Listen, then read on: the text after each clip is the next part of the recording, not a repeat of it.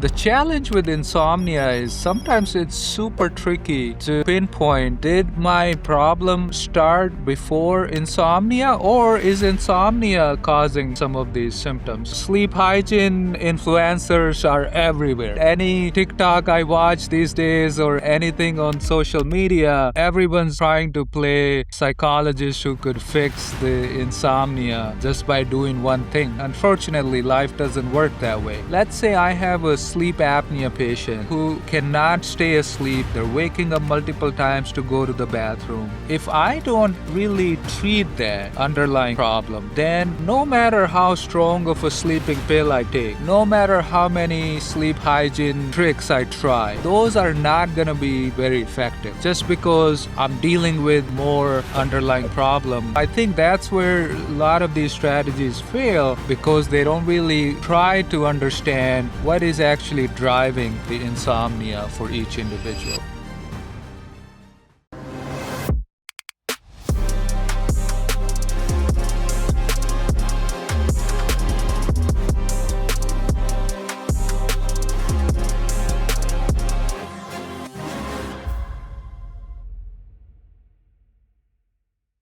Welcome back to the Hidden Sleep Disorders Show, where we uncover the science, diagnosis, and treatment of sleep disorders that often hide behind chronic fatigue, poor sleep, and unexplained exhaustion. So many people are handed a diagnosis of insomnia and told to try better habits, a new medication, or more discipline around bedtime, yet nothing changes. So today we're going to take a look at why insomnia is often a symptom rather than a true diagnosis, and what is actually happening underneath sleepless nights that really never seem to resolve. So, Dr. Sani, let's get into it. It's good to see you as always. I'm doing awesome, Leila. Thank you for having me. Usually we dedicate these to, different groups of people that inspire us. I think I'm going to dedicate this to all the soccer lovers and soccer fans around the world. USA is already out, so we're kind of bummed about that. But, hopefully not too much insomnia going on because of watching too much soccer at night. Right. Lots of sleep loss, I'm sure, keeping up with the World Cup. It's been a good, fun summer to be into sports. I don't follow soccer as much, but I was really big into the Knicks and Five. Especially in New York, there's all kinds of sporting activities happening. So, Absolutely, yes, yeah. It's it's fun exciting summer times. for that. And then speaking about loss of sleep and insomnia, let's hop into this episode because I think similar to kind of like what we talked about in previous episodes with narcolepsy, people have a perception of what it is and it's not always accurate to what it truly is. I think insomnia is one of those things as well. So I think many people come in thinking they may have insomnia and insomnia is their diagnosis, but it may only be a symptom. So what do you mean when you say insomnia is often a symptom rather than an underlying problem? So, what I really mean by that is you have to rule out a lot of underlying causes that drive insomnia. The challenge with insomnia is sometimes it's super tricky to pinpoint, did my problem start before insomnia or is insomnia causing some of these symptoms? A good example is especially if I'm dealing with a lot of mood symptoms. If I have a lot of anxiety, or if I have depression, sometimes we blame those as the big driver for insomnia, which they are.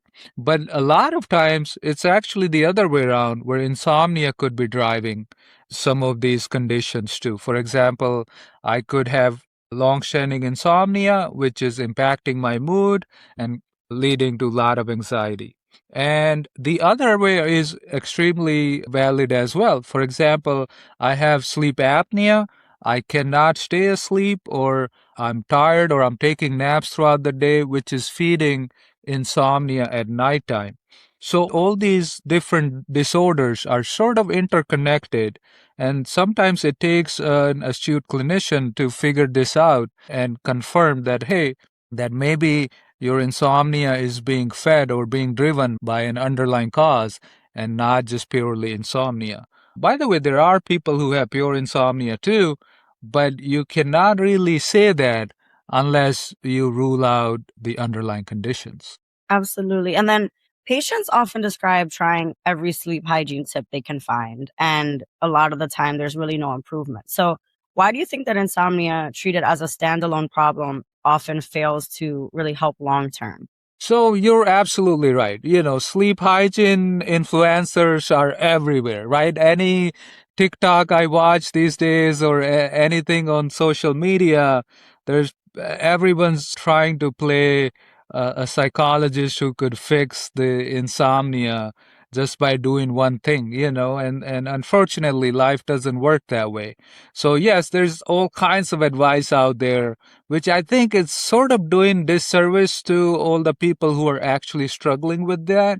Because then, you try it and one thing doesn't work, and then you try another thing that doesn't work, and then you're tired of trying all that, which honestly kind of makes my job a little bit harder too. Because then, when I'm trying to present some of these ideas, is like, oh yeah, I've done all this. So then it's hard for sometimes patients to commit to what it really takes to improve their insomnia, just because they've been burned out from trying all these random advices from other avenues. So let's go back to that question. The main reason is that anything you would do, and here's a classic example. Let's say I have a sleep apnea patient who cannot stay asleep. They're waking up multiple times to go to the bathroom, or their snoring is so loud, or their bed partner's very restless and waking them up.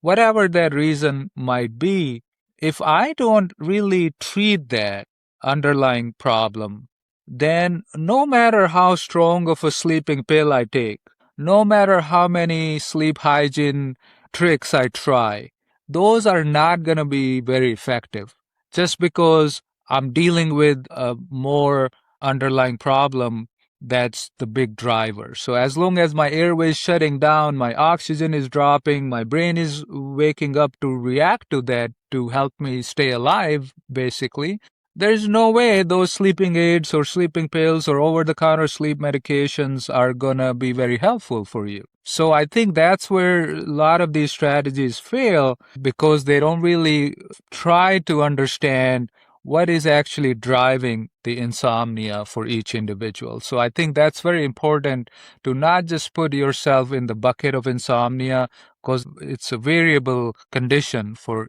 each individual.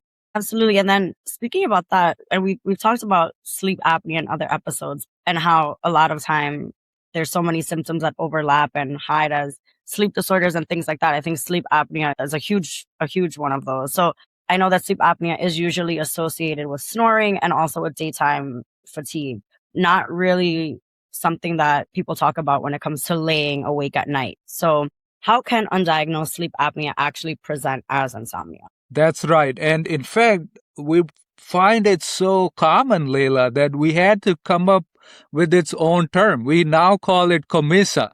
And now COMISA, you're like, okay, what is that? So COMISA is an acronym, COMISA, COMISA, meaning comorbid insomnia with sleep apnea. So this is a very tough cohort to deal with because everyone is either focused on sleep apnea treatment and missing the insomnia piece. And then these patients are coming back and say, hey, I've been using CPAP religiously 100% of the time. How come I'm not sleeping better still? And guess what? They have underlying insomnia. So this group is pretty tough to figure out and treat. But once you're aware of it, and then you can start focusing on fixing how. But if you don't even understand or don't even know about it, then it's super easy to miss because then something else is gonna end up getting the blame, which may not be true. So there are all these little caveats where these underlying problems. For example, once I fix my patient's sleep apnea, their oxygen fluctuations drop. Their brain does not have to respond or react to these oxygen drops throughout the night. So it stays in those sleep stages in a much better, much healthier way instead of transitioning in and out of those deep sleep stages and make them feel more rested and more refreshed. So that's how it tends to improve. So you can't really ignore if I have sleep apnea and you go to your sleep doc and say, just put me to sleep. I don't want to deal with CPAP or I don't want to treat my sleep apnea. Guess what? You're only going to get very limited results from that.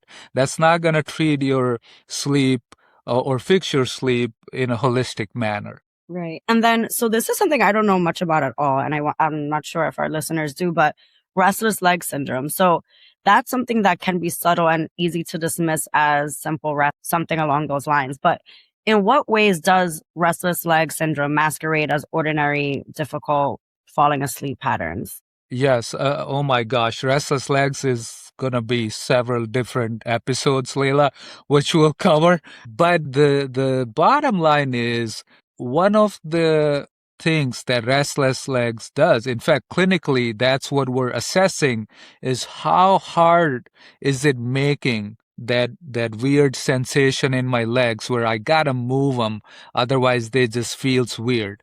And Mhm. some people can describe it like pain or pinprick sensation, but most often it's an extremely weird feeling that all you can tell me is that, yeah, I've got some weird sensation in my legs where I gotta move my legs, otherwise I don't feel good.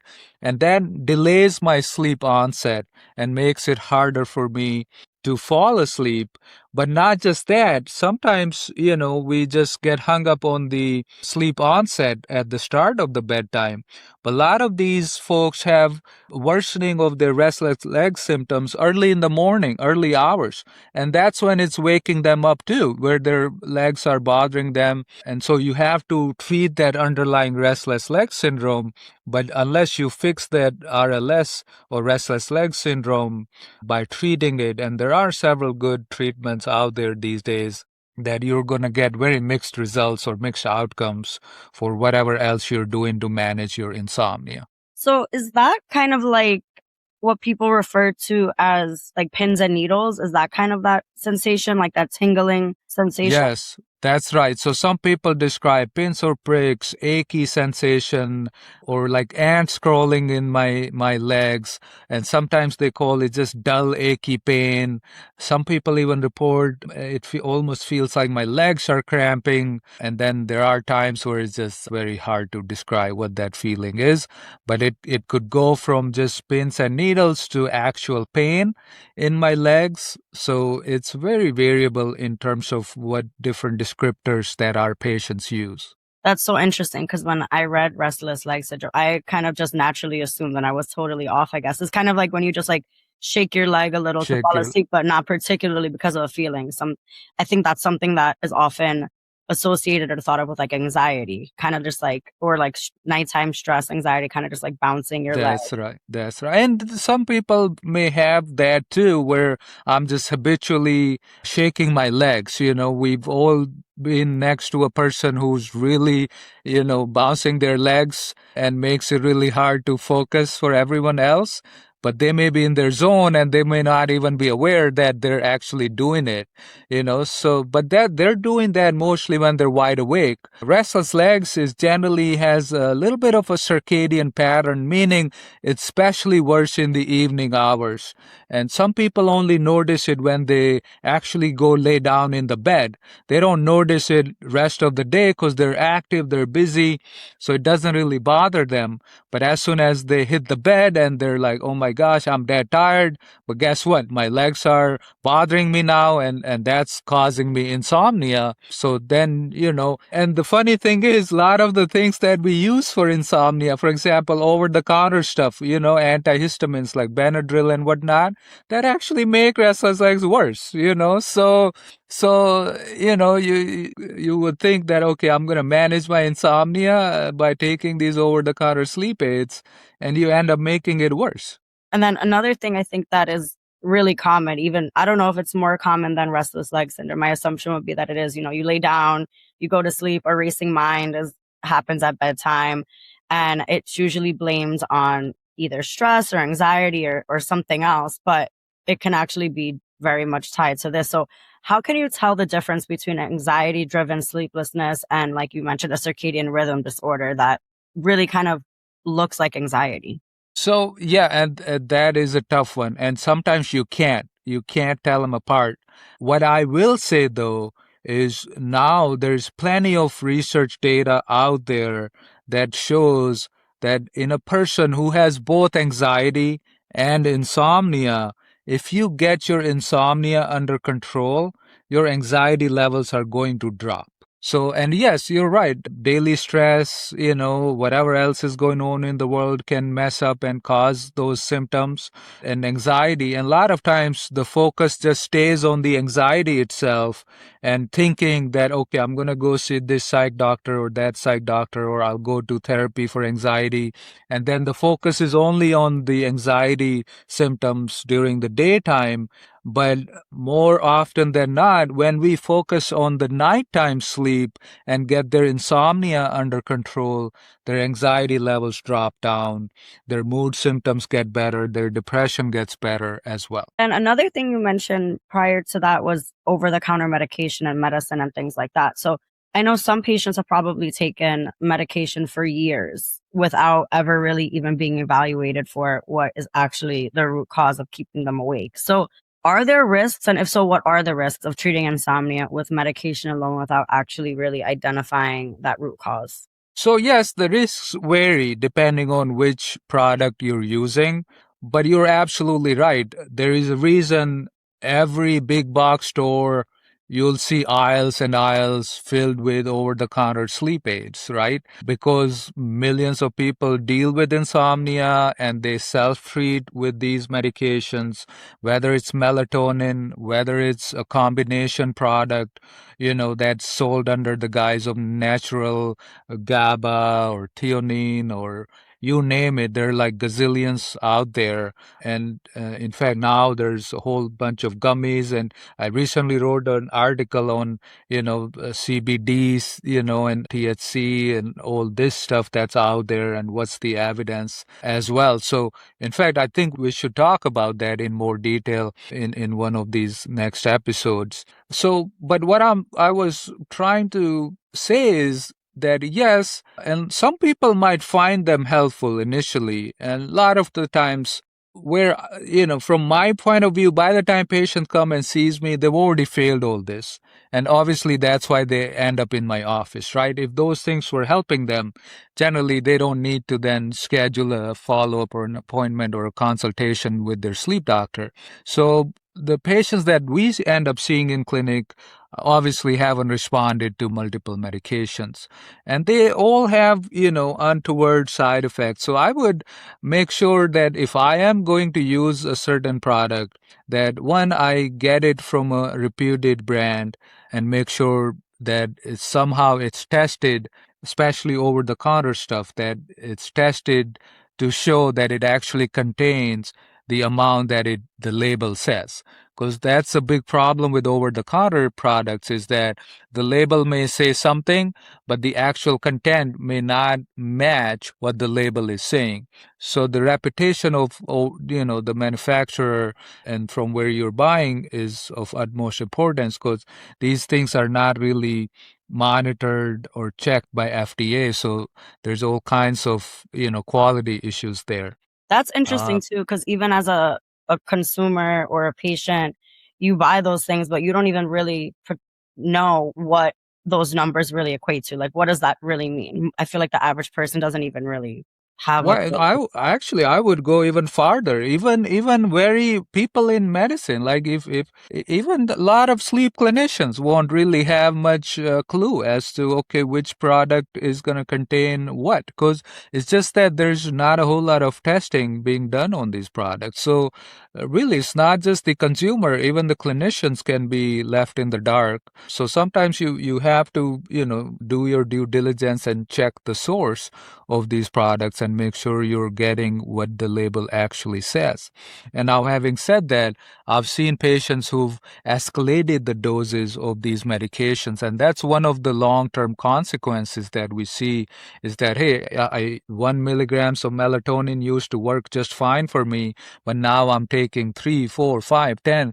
I've had patients who've taken up to 30, 40 milligrams of melatonin, hoping that it'll do something, and it's not still helpful. And that's just because, you're using the product for something that it's not really intended to do. It's just being heavily marketed that way. But that doesn't mean it's gonna solve that problem, But marketing is very tricky. So that's really one of the big challenges when it comes down to some of these over-the-counter sleep aids. And sometimes we build tolerance, even for sleeping medications that I use as a prescriber. I have to monitor my patients carefully and make sure they're not developing any kind of tolerance, meaning that they're needing higher and higher doses to get the same effect. So that's tolerance. And then there is something called as dependence, meaning they feel dependent on the drug or on the product, meaning if they don't take that medication, then they cannot sleep, or the insomnia comes back with vengeance. So then they have to keep taking the medication in order to get some sleep, and it may not still be fixing all of their sleep issues. So tolerance and dependence is a big risk and big factor in deciding and choosing what sort of sleep medications and sleep drugs are going to ultimately be prescribed or used on long-term basis. Absolutely. And I think that even talking about medications and things like that, you think about going to, let's say, your primary care doctor and maybe expressing some of this. But with primary care visits, they're short. And insomnia is also, like we talked about, one of the things that can be really complicated to unpack in such a short period of time with a primary physician. So, what questions should a patient expect or even ask for when insomnia is being properly evaluated? That's a valid point. Primary care, they're probably the biggest prescriber of insomnia medications, okay? So a lot of my primary care physicians peers are excellent in dealing with insomnia, and they do a good job. In fact, without their help, my office would be flooded with insomnia and I would have no time to take care of any of them. So they are our first line defense, and a lot of them have gotten really good at managing short term insomnia, straightforward insomnias. And then when things get more complicated or they're not seeing initial results, then they generally typically refer these patients out to the sleep clinics for more advanced care, more further care, which I think that's a pretty good protocol or workflow. But the challenge is when you don't have access to sleep specialists, or you don't have access to testing for insomnia, and all you can do is, here's a good example. Currently there is so much push on home sleep testing, and there are all these gazillions of companies that are offering home sleep testing. But home sleep test doesn't even really look at your brain waves. It's only basically just sort of trying to tell you, hey, is sleep apnea there or not there? So then I don't really get a good picture or good sense of what sort of brain waves or what sort of sleep stages my brain is going through the night. So if I don't have that understanding, then it's harder to manage or do anything about it. So that's really one of the things that we do when we're assessing for insomnia is we go back and ask the patient, and it can be a long conversation because generally chronic insomnia, people been dealing with it for if not most of their lives, then at least 5, 10, 15 years. That's not uncommon for these patients to be dealing with insomnia by the time they come and see us. So then you have to sort of unpack that whole story. So along with, trying to figure out, okay, was there any precipitating cause? Did you have a big stressor or big trauma that started your insomnia? So generally how I think of insomnia is I like to break it down into three sort of big major factors. The first factor being, hey, did something precipitated your insomnia? Was there some life event that happened to you that caused you to start having insomnia? Or have you always were you born with poor sleep? Did you have insomnia the day you were born? Or did it start somewhere down the road? So then sometimes I am, for example, a lot of our PTSD patients can relate to a big trauma in their life, and they can say, oh yeah, after I got recruited, or if after I went to Afghanistan or Iraq, or then and I've had insomnia ever since, or I had this accident or that accident.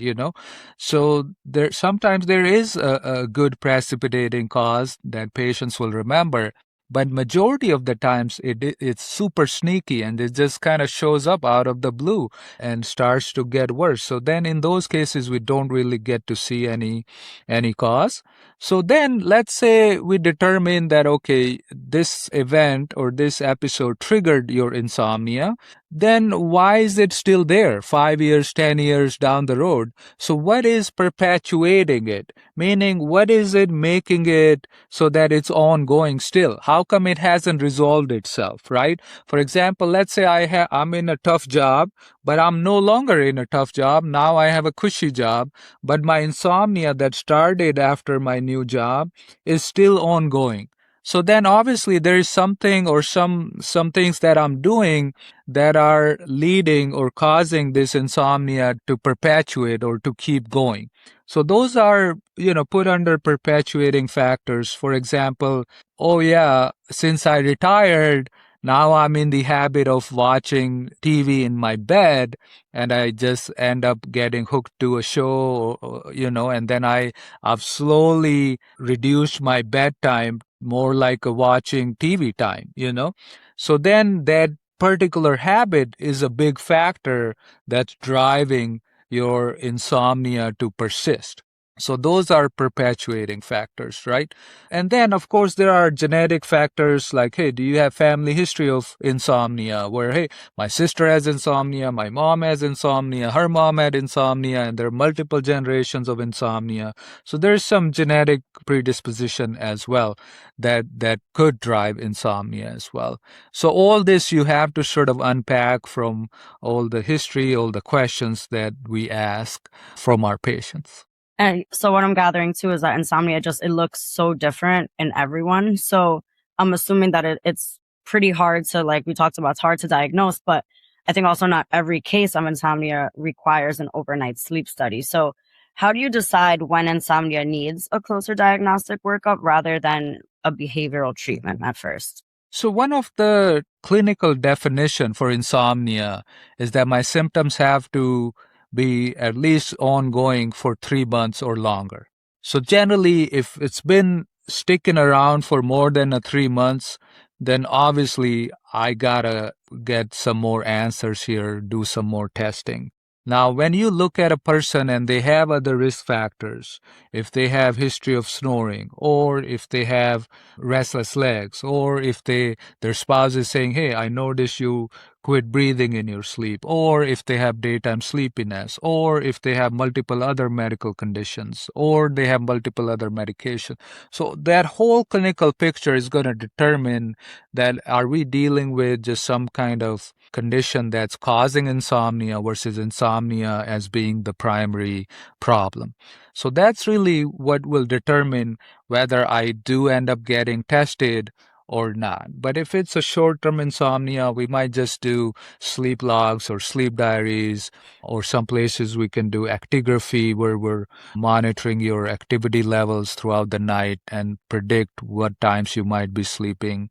And that's the same thing what our Apple Watch does, or some of these other trackers do, is basically they monitor our activity levels through the night, and based off of that it does a prediction that, okay, you must be sleeping from these times to these times. And a lot of times, especially now with most people having some sort of tracker on their wrist or temple or wherever, then I'm easily able to get some of that data, which wasn't so common 5-10 years ago.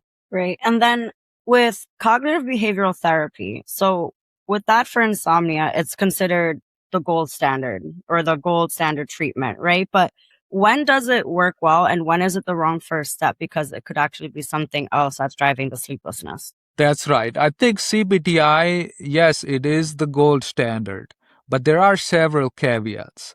One is a big issue around the availability. of people who actually know how to do CBT-I well. There are all kinds of people who claim that they can do therapy for insomnia, or there are a lot of therapists that I have seen are really good at therapy for anxiety or depression, but they haven't had any formal training on insomnia therapy, but they just still kind of take it on. And a lot of their CBT-I advice is just basically sleep hygiene advice. So, one big myth that I want to sort of bust here is that sleep hygiene advice is not equal to CBT-I. Yes, CBT-I can encompass sleep hygiene, but sleep hygiene is like a tiny sliver of nail in the all the different pillars that CBT-I works with. So CBT-I is way more holistic, way more broader than just sleep hygiene advice that you would get from a TikTok influencer. So that's really what people should be aware of, that don't assume that sleep hygiene is equal to CBT-I. CBT-I includes sleep restriction, it includes stimulus control, it includes changing your cognition about sleep, changing your thinking as to how you think about sleep. So it's much more effective therapy, but not everyone has access to it because there are not very many good providers that could take everybody on. So what that means is there are millions of people who don't have access to this. So then what are they going to do? If we said, okay, yes, CBT-I is the answer, then where are all the providers that who could do CBT-I well? There are some digital CBT-I products, in fact, on the market to help reduce that, because of this challenge that there aren't enough providers. But even then, the access is a big concern. So if you don't have access, then it doesn't matter how well the CBT-I works or doesn't work. If I can't even have access to that therapist, then it's pointless, okay? And the other challenge is that I get low quality CBT-I from a therapist who's not well trained. Because if that's what's happening, then I'm not going to get good results anyways, So CBT-I works only well depending on how well trained my therapist is.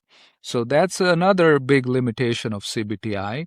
And then third, it needs a lot of work on for a patient to take on. And a lot of patients may not have that level of energy left or motivation left to actually pull through, even though it's a short-term therapy. It's only 5, 6, 7 sessions generally, but still it asks a lot of commitment from the actual person who is doing it. So, and a lot of times patient may not even be ready to take that on. So that's another big challenge. And if I can't commit to making all those changes, or I find it extremely hard to make those changes, then it's going to be extremely tough to go through it. So then it sort of becomes pointless as to why am I doing it. And it's not so much, I don't think I blame my patients that, oh, they're not committed or they don't want to get better. No, that's not the case. It's just the nature of the problem that I'm so drained, I'm so tired, I'm so fatigued. There is just no fuel left in my tank to commit to something that is asking for more commitment. Okay. So those are, I think, the big limitations as far as CBT-I is concerned. That makes a lot of sense. You're already fatigued, you're tired. To really have to commit to that is commitment, for lack of another better word. Exactly. And I think that I'm sure a lot of listeners may recognize themselves in this conversation that we're having. So what is the one question that you wish every patient with chronic insomnia would ask their doctor? So what they should ask their doctor is, especially if it's been going on for more than 3 months, then they can, be very honest that, hey, I've tried over-the-counter stuff, I've waited, I've done basic sleep hygiene stuff. Then can we rule out other causes that may be driving my insomnia? And that generally will open up the conversation more. And that would be one important question that if you ask it right, I think there is no clinician who's not going to sit down and listen. Challenge is, when you sort of keep it towards the, last thing that I'm going to bring up, instead of bringing it up at the end, I think our patients should bring it at the top of their appointment where, hey, I'm concerned about my insomnia. can we talk about that first, before you start talking to me about did I get my flu shot or not this year? Absolutely. And it opens the conversation, I think, to also be able to kind of pinpoint other things and really make them come together throughout the appointment. And before we do wrap up another great episode, do you have anything else that you want to add, or maybe something you didn't have the opportunity to touch on? So, insomnia is a vast topic, Leila. I don't think one episode can do justice to it. But I think you asked very important questions as to what can a patient ask their clinician to drive the conversation in the right direction. One thing that I didn't say is that, in this day and age, we all have some sort of tracker on our wrist. Just show that data to your clinician. Just show them the screenshot that, hey, this is what it looks like, and I'm really struggling. And don't hesitate because, we're a data-driven society, and everyone loves data, especially if speaking of sleep clinicians, I don't think anyone who doesn't love data would be in this field. So we love data, so please track your sleep, and if you do, make sure to present it to your sleep clinician so that they can take good care of your insomnia symptoms. Absolutely. That's such a good idea, too. And I'm sure, like you said, you wouldn't be in this field if you didn't love data. So it's definitely something helpful to have some kind of concept like going into the appointments. And I think that today we really broke down why insomnia is so often a symptom rather than a full diagnosis, and why identifying what is really driving sleeplessness is one of the most critical steps in finding lasting relief. A diagnosis of insomnia is not the end of the story, and understanding that distinction could really change the path forward for a lot of people. And so if anyone was listening and found this conversation helpful, make sure that you are following the show. Be sure to follow it so you don't miss another episode. Next episode, I think we should get into what we talked about today more, so the restless leg syndrome and also the medication. So we have a lot of good episodes coming up. And everyone listening, thanks for listening to the Hidden Sleep Disorder Show. Make sure you're following, subscribe, share. It's a pleasure speaking with you as always. And I can't wait for the next episode, and talk to you soon. Thank you, Leila. Take care.